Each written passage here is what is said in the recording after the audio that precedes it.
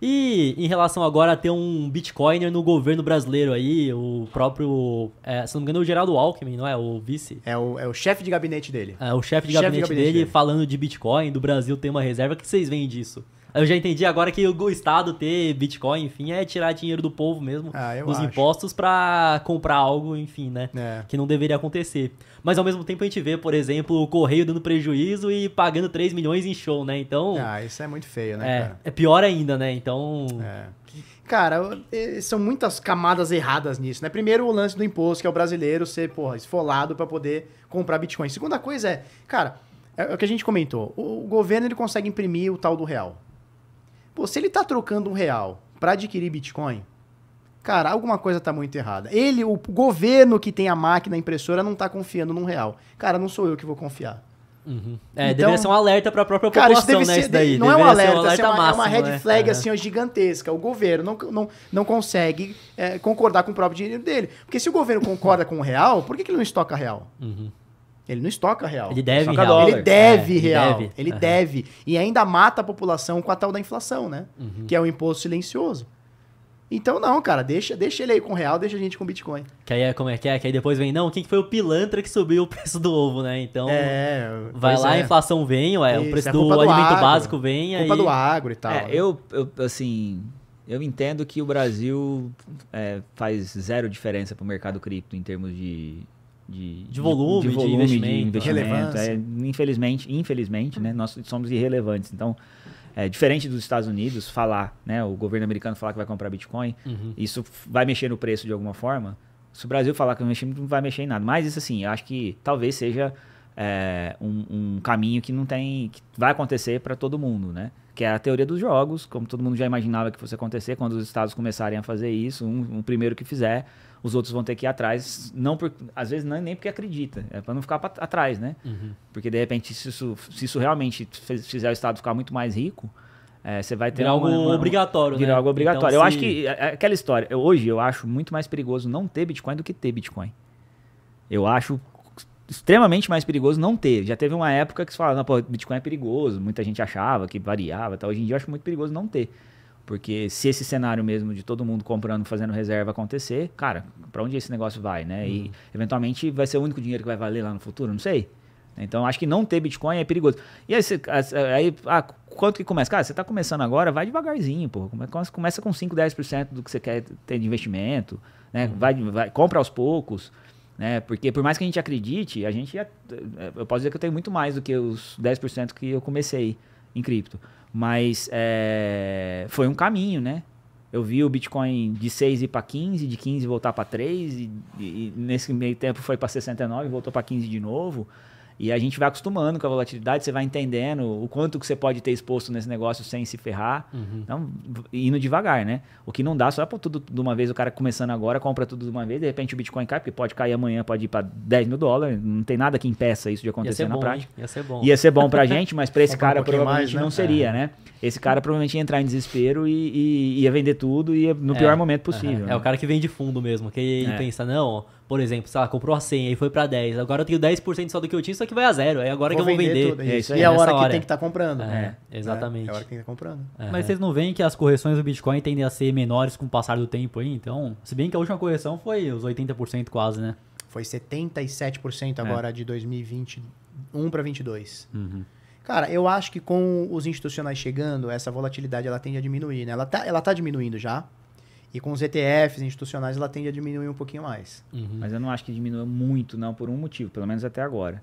O Bitcoin é a única coisa que funciona 24/7 no mercado financeiro. É a primeira ponta de liquidação. É a primeira ponta de liquidez. E principalmente quando dá os problemas são sempre de final de semana. Os grandes problemas acontecem na sexta ali, depois que o mercado já fechou, onde ele pode correr. Né? O Bitcoin deu liquidez. Muita gente fala, o Bitcoin falhou. Cara, eu não acho que o Bitcoin falhou na pandemia. Muito pelo contrário. Ele deu liquidez pra todo mundo. Foi a única coisa que estava funcionando. A bolsa da China ficou fechada há 15 dias. Ninguém podia negociar nada lá.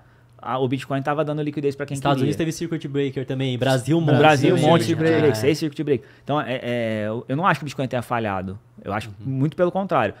Talvez, para algumas pessoas que imaginavam que ele iria segurar o preço, Né? E assim, é que fique claro isso, né? O próprio Taleb lá, que fala mal do Bitcoin, ele falhou. Pô, falhou na tua cabeça, porque na tua cabeça você imaginava que o Bitcoin ia funcionar como uma proteção, um hedge. Ele não é um hedge. A moeda global é o dólar, então se tem alguma crise, o que vai acontecer é que as pessoas vão pro dólar, que é a liquidez onde vai pagar as contas, onde vai fazer tudo, e qualquer outro ativo que não é o dólar vai sofrer. Vai sofrer, prazo, inclusive o ouro sofreu muito, o prata sofreu, tudo caiu, né, nesse período.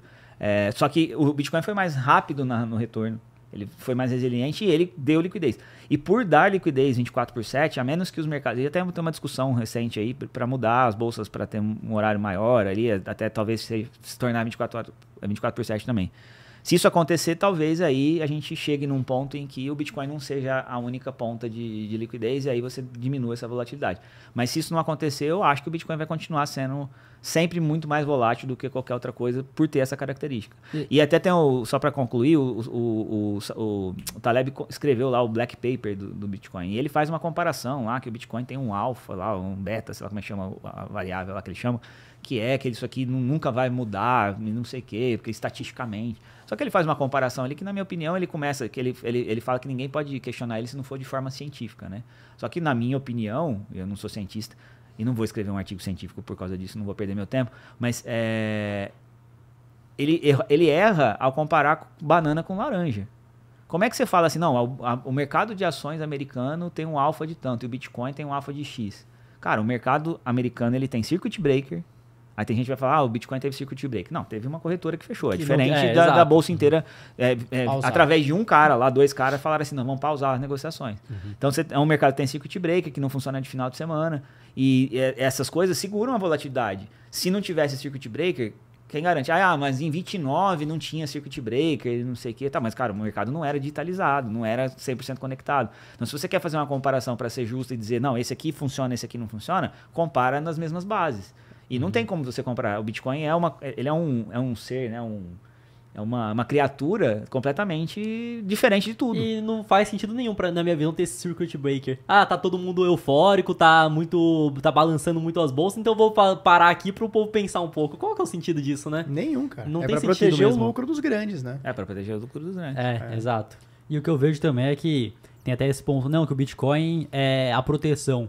Eu vejo que é uma proteção no longo prazo para impressão de dinheiro, mas no curto prazo, se tirarem liquidez, se tiver crise, eu vejo que ele vai sofrer da mesma forma, sofre até mais, né? Então acho que não é algo que deve ser levado em conta. Não, que eu tô colocando Bitcoin aqui porque tiver uma crise, ele vai subir. Eu vejo que é justamente o contrário. Ainda que essa última, surpreendentemente para mim, pelo menos, né? No dia que saiu a questão do tarifaço ali, o Bitcoin foi a única coisa que não caiu, né? Ou caiu pouco ali no dia. Na verdade, o pessoal fala que caiu, mas ele tinha subido muito no dia, né? Ele subiu e voltou para o ponto que ele estava. Então não chegou a ter uma queda grande, depois ele foi cair depois, né? Uma semana e pouco depois. Não sei se isso já é uma mudança de comportamento. Na minha opinião, aquele evento aconteceu porque essa crise, eu falei crise entre aspas, não foi uma crise, né? Porque crise não existe crise anunciada, né? A crise, para ela ser uma crise, ninguém pode estar esperando. E não teve nada mais anunciado do que essa crise, que o Trump falou com muita antecedência que dia que ia ser, que hora que ia ser, que ele ia falar da tarifa.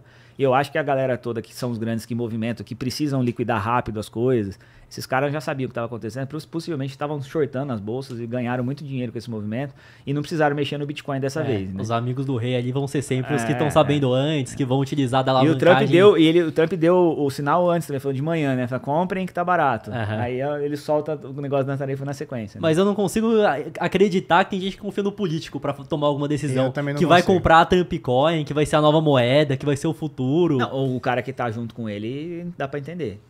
Né? Os caras que são amigos dele. Não, aí dá pra entender porque não é o que ele está falando publicamente. Isso exato. Basicamente, nós aí, meros mortais, que estão confiando em algo público que o presidente tá falando, né? Agora, o amigo é óbvio, né? Ele vai chegar no off, vou fazer isso daqui, você pode já entrar dessa forma aqui no mercado. A hora que eu falar tal frase no Twitter, você já sabe que é hora de comprar, que eu vou soltar o negócio depois. Mas você viu o negócio do Milei, vocês acompanharam o lance lá do Milei, da Também Libra? Acompanhei, Cara, o presidente deu um golpe, cara. Numa meme coin. Exato, E querendo ou não, tava fazendo um trabalho bacana, ainda tá trazendo melhorias pra lá e se queima por conta de bobeira, um golpe cara, ali, né? De bobeira mesmo. Cara, isso foi muito louco. E aí ferra com quem é libertário mesmo, quem tem a mesma visão, porque falam, não, esse cara é um picareta, né? Então, cara, mas ridículo por isso. mais libertário que ele seja, ele continua sendo político, então... E pra chegar onde ele tá, ele Com certeza. Tipo funcionário público que fala mal do Estado. não existe liberdade. Antes da gente encerrar, deixa eu te dar uma dica valiosíssima. A Conhex é uma corretora que não te obriga a passar a documentação, ela não te obriga ao KYC. Você consegue negociar na Conhex mais de 1.385 criptomoedas, seja Bitcoin, Ethereum, Solana e outras altcoins, memecoins, shitcoins. Você negocia isso no mercado à vista ou até mesmo no mercado de futuros, onde você pode alavancar em até 100x, claro, se você souber o que está fazendo. De qualquer forma, a Conhex não te obriga a passar a documentação e você não será reportado para a Receita Federal Brasileira ou qualquer órgão aqui do Brasil. Para isso, você pode abrir sua conta, link tá na descrição, ou aponta aí o QR Code ali, tá? Aqui pra tela. Você pode abrir sua conta apenas com e-mail, senha e 2FA e negociar mais de 1.385 pares aqui sem ser reportado sem KYC.